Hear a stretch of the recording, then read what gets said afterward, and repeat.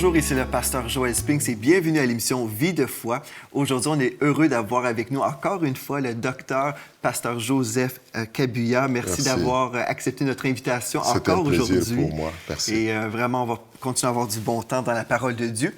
Tout au long de cette semaine, on passe du temps en parlant du leadership spirituel et c'est tellement important parce que, comme on a vu depuis notre première émission, on a parlé comment plusieurs leaders sont découragés, ils trouvent le ministère très difficile. Et on a vu dans notre première émission qu'on pouvait mettre de l'ordre dans nos priorités pour avoir la bénédiction de Dieu dans nos vies. Oui. Ensuite, on a continué encore hier, on a parlé de l'ordre sur le plan de la parole de Dieu, dans le sens, la parole de Dieu est parfaite, mais dans le sens qu'on peut mettre de l'ordre dans nos vies par rapport à la parole de Dieu, en mettant vraiment la Bible à sa place, étant notre autorité ultime et suprême.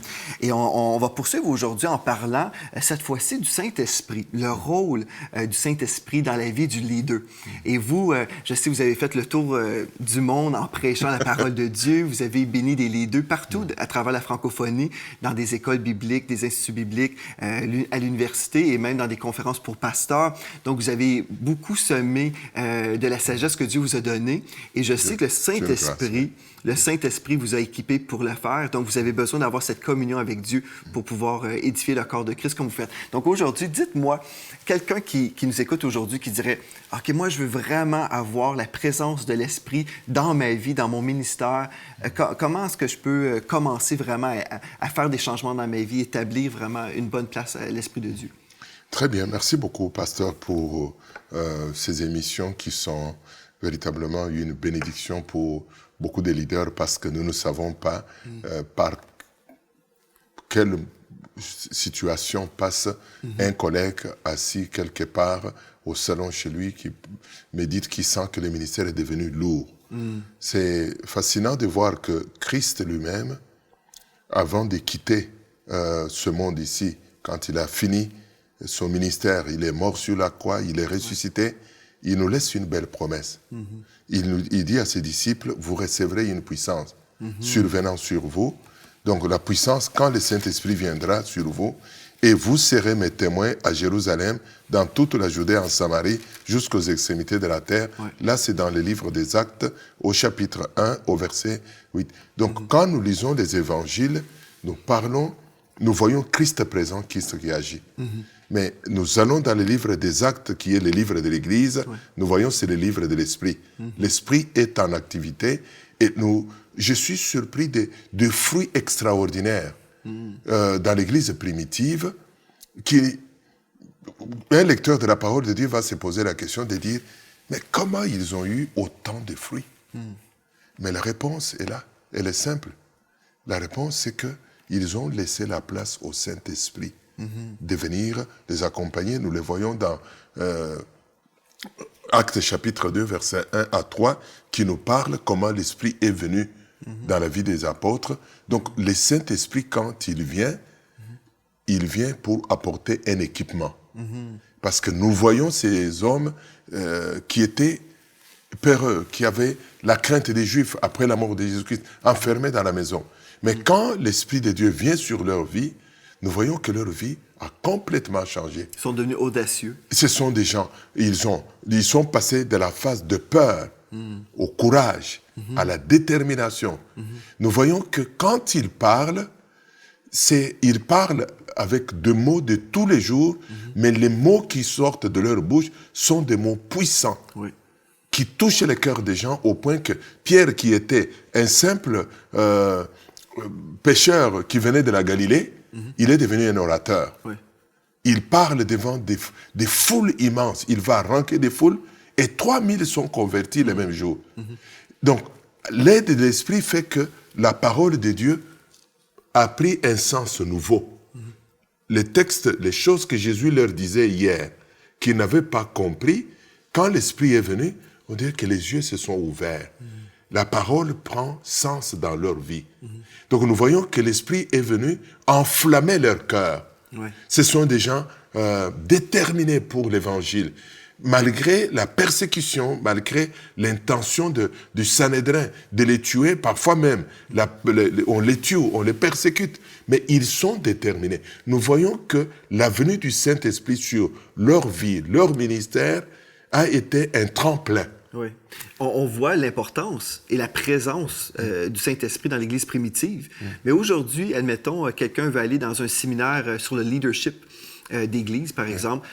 C'est assez rare qu'on va entendre parler du Saint-Esprit. Peut-être, oui, on va le mentionner très rapidement, mais vraiment d'avoir des ateliers sur l'importance du Saint-Esprit dans nos églises. Souvent, on essaie des formules humaines, des stratégies. On veut raisonner, dire, OK, on peut faire ceci ou cela pour avoir du succès. Mais avons-nous oublié le Saint-Esprit et sa direction pour nos églises? Mais c'est important ce que vous dites. C'est comme si vous avez une voiture, mais vous n'avez pas les clés. Vous pouvez tourner autour de la voiture pour qu'elle démarre. Elle ne démarrera pas. Le Saint-Esprit est la clé de ministère d'impact. Et quand un serviteur de Dieu est ouvert à l'Esprit de Dieu, c'est que l'Esprit lui apporte, nous venons de dire, un équipement pour le ministère. L'Esprit va les qualifier et l'Esprit va lui donner la sagesse de Dieu pour orienter son ministère. Donc, nous ne pouvons pas mettre l'Esprit de côté. Nous l'avons dit hier lors de notre émission. C'est comme si, on prend la croix, on met de côté. On remplace la croix par toutes sortes de discours que nous voulons, mais ça ne marchera pas du tout parce que la croix est la clé du ministère. Christ est venu mourir sur la croix de Golgotha pour le salut. Donc la croix est la solution. Et Christ, en rentrant auprès du Père, il nous dit tout simplement, je vous laisse le consolateur, l'Esprit qui viendra, il vous guidera. Donc l'Esprit vient nous guider, vient nous montrer la direction à suivre.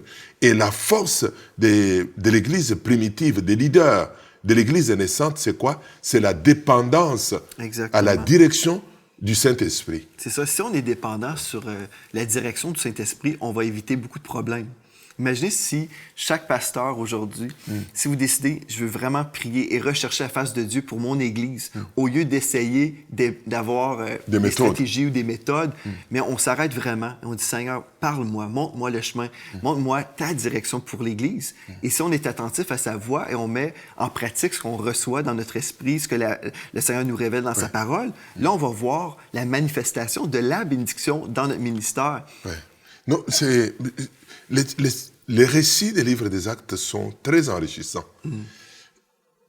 L'Esprit ouvre des portes et montre là où il y a de besoins. Dans le livre des Actes au chapitre 10, il y a les récits de cet homme, un officier romain en poste à Césarée. Il est en prière. Il prie chez lui. Il cherche quelque chose qui doit... Il dit, j'ai besoin de quelque chose. Mais il n'est même pas juif. Mais l'apôtre Paul se retrouve dans une autre région. Il est en prière. Mais regarde comment l'Esprit fait la connexion. Et des scènes comme ça dans les Écritures, nous les voyons. L'apôtre Paul, Saul de Tarse, au chapitre 9, il se retrouve sur la route pour aller déranger, aller persécuter l'Église. Le Seigneur se révèle à lui, il lui donne même des détails. Va à Damas, sur la rue droite. Il y a quelqu'un là, il y a un ancien de l'Église qui a besoin.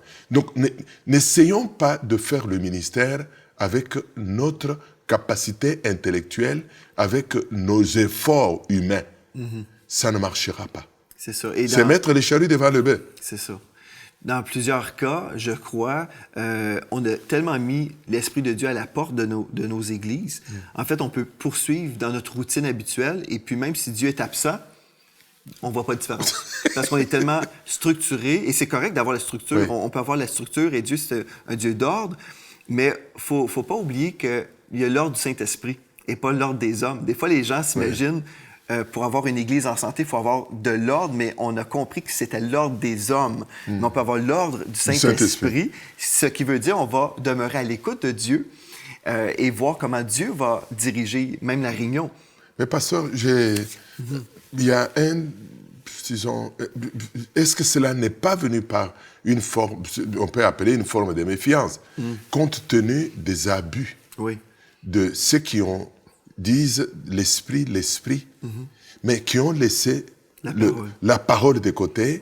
Ils ont il commence à dépendre des visions, des choses qu'il croit recevoir de Dieu, et les pratiques n'ont pas été conformes à la parole de Dieu, à la doctrine chrétienne. Cela a créé aussi un esprit de méfiance pour dire « Ah non, c'est très dangereux, on n'accepte pas ces choses-là chez nous. » Mais l'esprit est réel, l'esprit nous a été envoyé par Christ pour un ministère efficace.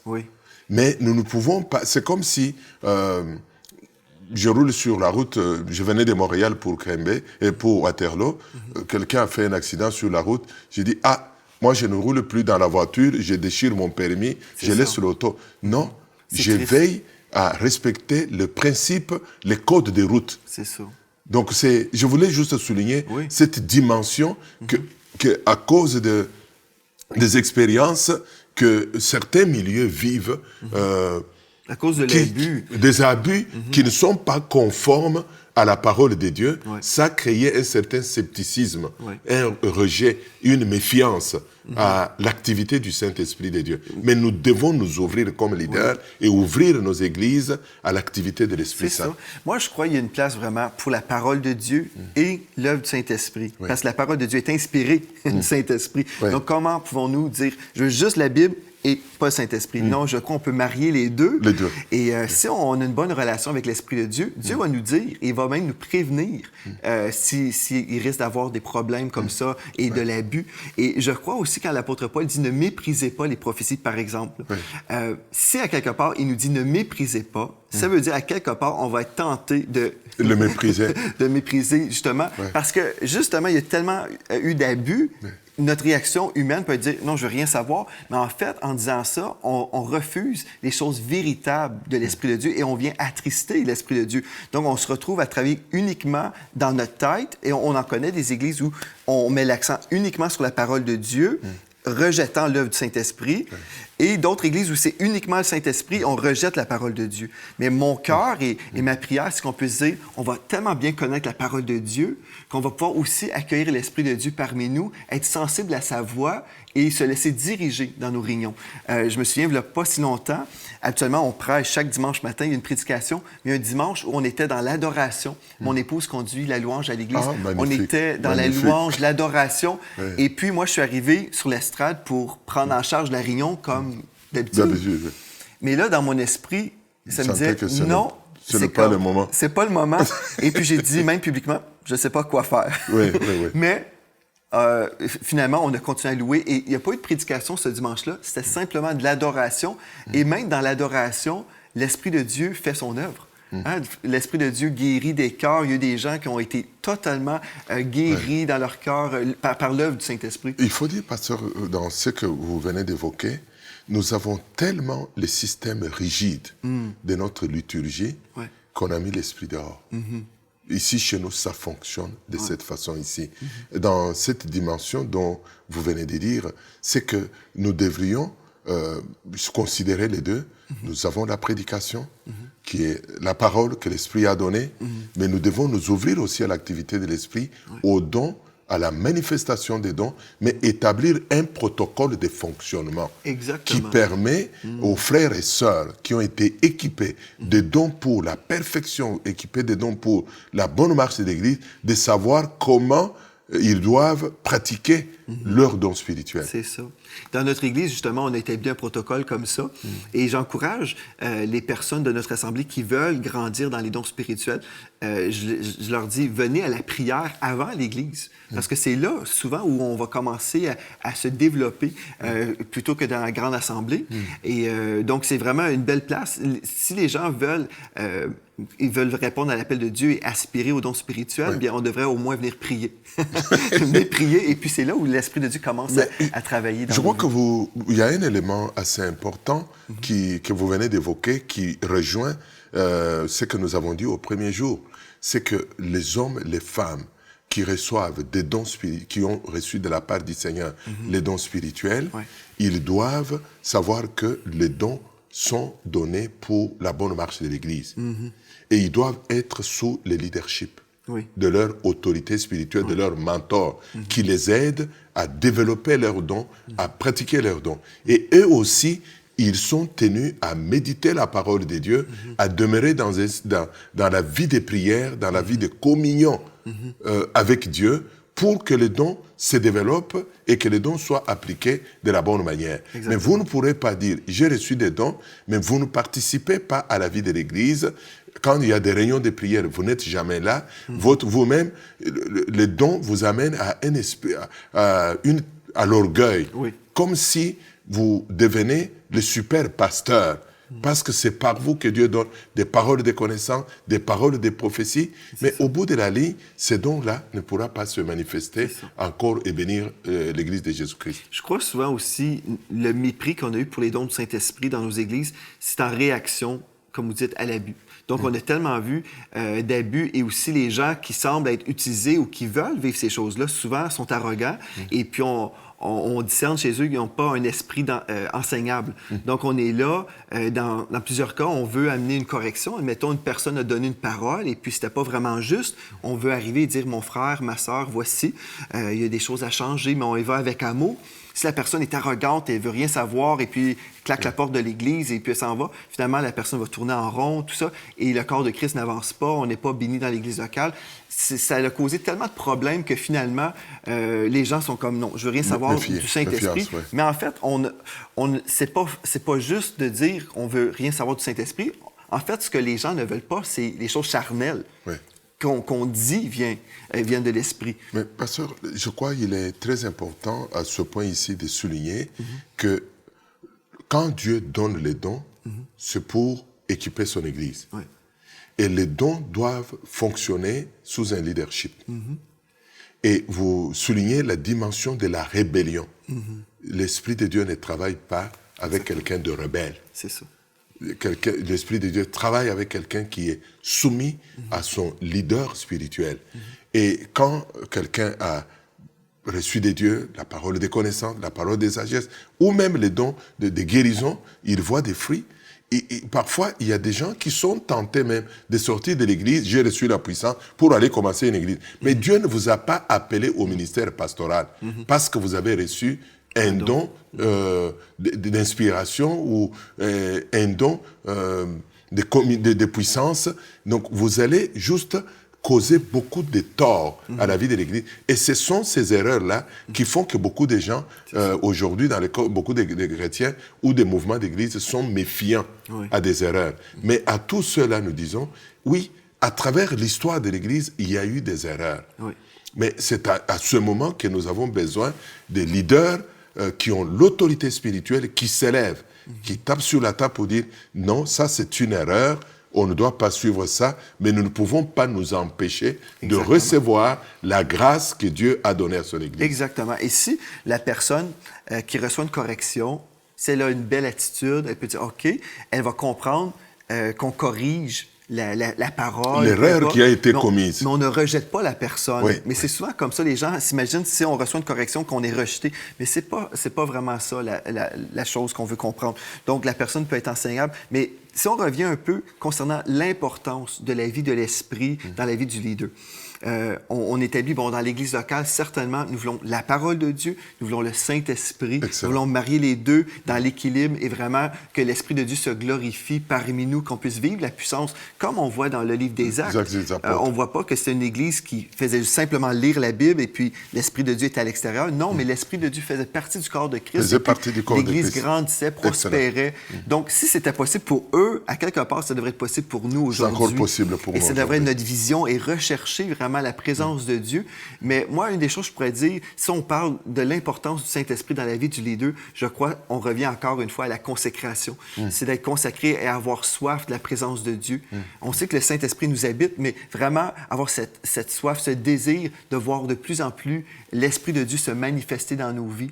Il y a un texte dans la parole, dans 2 Corinthiens 13, ça nous dit que la grâce du Seigneur Jésus-Christ, l'amour de Dieu et la communication du Saint-Esprit soient avec vous tous. Donc, on voit même l'apôtre Paul ici, il nous disait comment c'est important d'avoir la communion de l'Esprit dans l'Église, dans nos vies. C'est l'Esprit de Dieu qui conduit l'Église aujourd'hui. Et nous devons nous ouvrir. Nous venons de souligner avec force que la méfiance est née à cause des erreurs qui ont été commises.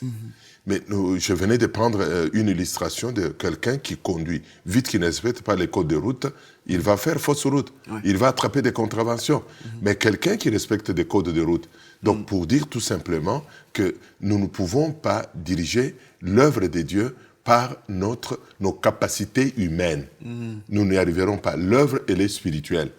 Et nous avons besoin de nous consacrer et de ramener l'Église du Seigneur à genoux pour réclamer le réveil. L'Église a besoin d'être réveillée. Et le réveil ne peut venir que par la consécration, le retour à la parole de Dieu et la prière. Nous voyons à travers l'histoire comment, à certaines périodes de temps, les églises se sont mises à genoux pour dire « Seigneur, communique-nous la puissance ». Nous lisons dans le livre des Actes. Mais ce que nous lisons, nous ne le voyons pas aujourd'hui. Nous ne pouvons pas être satisfaits de l'état de notre ministère, être satisfaits. Nous voyons qu'il y a une routine qui s'est installée dans notre ministère. Mais l'Esprit de Dieu communique un dynamisme. Il communique la vie, il communique un élan. Nous devons nous ouvrir par la prière, la consécration et le retour à la parole. Exactement. Et vous savez, comme vous dites, la vie de Dieu est communiquée là, à ce moment-là, lorsqu'on vit vraiment la présence de Dieu. Et c'est là où on peut être rafraîchi spirituellement, physiquement. Et même, je connais un frère, un pasteur qui a subi un burn-out, comme on dit en anglais, mais qui s'est vraiment épuisé totalement dans le ministère. Vraiment, c'était terrible. Et puis, il me racontait, il dit, Dieu m'a enseigné une chose. Il dit, c'est pas parce que j'étais trop occupé. Il dit, des fois, on s'imagine c'est parce qu'on fait trop de choses. Et ça peut être un cas où on a comme trop de responsabilités, tout ça. Mais il dit, en fait, moi, dans mon cas, il dit, c'est pas parce que j'étais trop occupé dans le ministère. Il dit, c'est parce que j'avais mis de côté ma relation avec Dieu. Et je servais dans la chair au lieu de servir dans l'esprit. Excellent. Et puis, il a réalisé, il est revenu, il s'est repenti, il dit, pardon, Seigneur. Et puis, il a été restauré par la présence de Dieu. Et puis là, il était rafraîchi. Et je crois aussi, il y a plusieurs frères et sœurs qui sont là peut-être fatigués en travaillant pour le Seigneur, mais ne réalisant pas qu'ils travaillent vraiment d'une façon humaine au lieu d'être dépendants sur l'œuvre de l'Esprit. Mais la question qui vient à mon esprit en vous écoutant, c'est de savoir comment expliquer l'étonnement que nous voyons de l'Église, les gens de Thessalonique. Ils disent au sujet de l'apôtre Paul, ces gens qui ont mis le feu sur le monde. J'ai dit, comment ces hommes qui n'avaient pas d'Internet, qui n'avaient pas de moyens de transport que nous avons aujourd'hui, qui n'avaient pas de caméras, de télévision, qui n'avaient pas les messages imprimés, ils ont eu des fruits spectaculaires par rapport à nous aujourd'hui, qui avons tous ces moyens de communication pour diffuser l'Évangile. Est-ce que le secret n'est-il pas dans la communion qu'ils avaient avec le Saint-Esprit? La puissance de Dieu était en opération de plus en plus. Voilà. Je crois que c'est l'élément capital. Oui, absolument. Moi j'y crois. Parce que si on prie pour les malades, on est équipé avec les dons du Saint-Esprit, les gens n'ont pas besoin d'arguments. Mais quand la présence de Dieu, la puissance de Dieu se manifeste, c'est là les gens, tout d'un coup, sont intéressés. Mais les gens sont parfois touchés, comme vous venez de le dire dans votre église. Pendant la louange, les gens sont touchés par la main de Dieu, ils sont guéris, les vies sont transformées, avant même qu'on leur impose les mains. Au début de la semaine, je suis allé dans un milieu évangélique ici. Quelqu'un m'a pris de côté pour me dire, est-ce que je peux te parler? C'est toi, docteur Kabouye? J'ai dit oui. Il me sort les livres, il lit les passages des livres des Actes et des livres de l'Évangile selon Marc, le chapitre 16. Lis-moi ces textes. Je dis, mais tu peux les lire? Il dit, mais lisons ensemble. Est-ce que tu crois encore à ces choses-là aujourd'hui? Je lui ai dit, mais en me posant la question, je crois que tu as la réponse. Je crois à la lettre à ces choses. Est-ce que tu crois encore qu'on peut imposer les mains, que les gens peuvent être guéris? J'ai dit, mais je vois des fruits là dans mon ministère tous les jours ici. Donc, ce n'est pas un texte des choses de l'Antiquité, mais c'est encore actuel. Absolument. Il dit, mais j'ai grandi dans un milieu où on m'a dit que ces choses sont dépassées. Ils ont servi juste à bâtir l'Église, à lancer l'Église. Donc, nous voulons juste dire que les signes et les prodiges authentifient notre ministère. Absolument. Juste pour répondre à ce que ce frère-là a été enseigné dans 1 Corinthiens, chapitre 1, verset 7. Nous lisons, « Il ne vous manque aucun don dans l'attente où vous êtes de la manifestation de notre Seigneur Jésus. » Amen. Amen. Donc, il ne manque aucun don.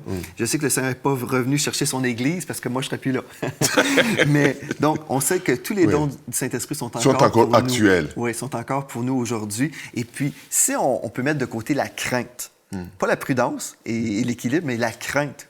Et si on peut dire, Seigneur, je crois à ta parole, je crois dans les dons du Saint-Esprit, et ce que je veux, c'est honorer ton nom, le nom de Jésus dans notre Église. Je veux que le nom de Dieu soit vraiment avancé, et puis je veux vraiment vivre ta gloire dans notre Église. Et puis je crois, si on a un cœur sincère, on connaît la parole de Dieu, on a la sensibilité à l'Esprit de Dieu, je crois que le Seigneur va répondre, et puis il va se glorifier, mais on doit avoir une ouverture dans notre cœur. Parce que si on dit non, l'Esprit de Dieu aussi va respecter ça. J'ai vu dans des réunions à des différents milieux où nous parlons de ces manifestations, de l'activité de l'Esprit, les gens se fermaient. Parce qu'ils ont grandi dans des endroits où ils ont été, pour reprendre malheureusement le mot doctrine, endoctrinés. Et ils sont méfiants à tout ce qui est de l'Esprit. Vous voyez que quelqu'un se ferme à l'œuvre de l'Esprit.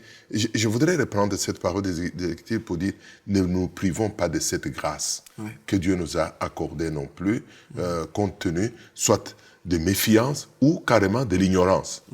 Oui. L'ignorance peut amener aussi un leader à se fermer à l'action de l'Esprit de Dieu pour dire que un leader ne peut pas faire avancer l'œuvre de Dieu par son savoir, par l'énergie qu'il dépense, par les efforts qu'il fournit. C'est inutile. Le Seigneur nous a donné un équipement nécessaire pour que son œuvre avance, et cela pour sa gloire.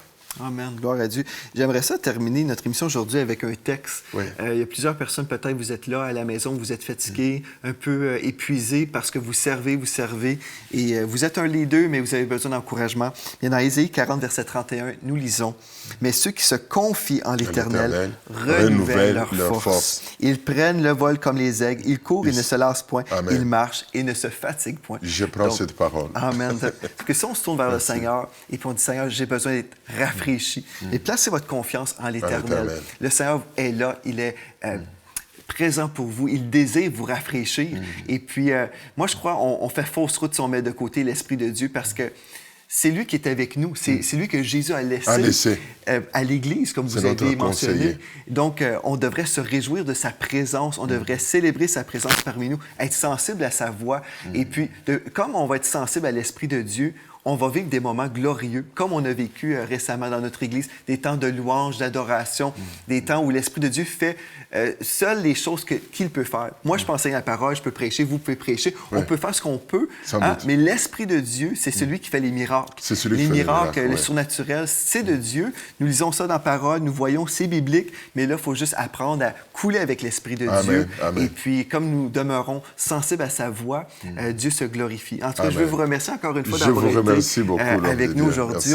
On a été bénis et édifiés, et vous allez être avec nous encore demain. Nous allons poursuivre encore sur le leadership. Et puis, merci aussi à vous d'avoir été là aujourd'hui. C'est à la prochaine fois. Soyez richement bénis. Merci.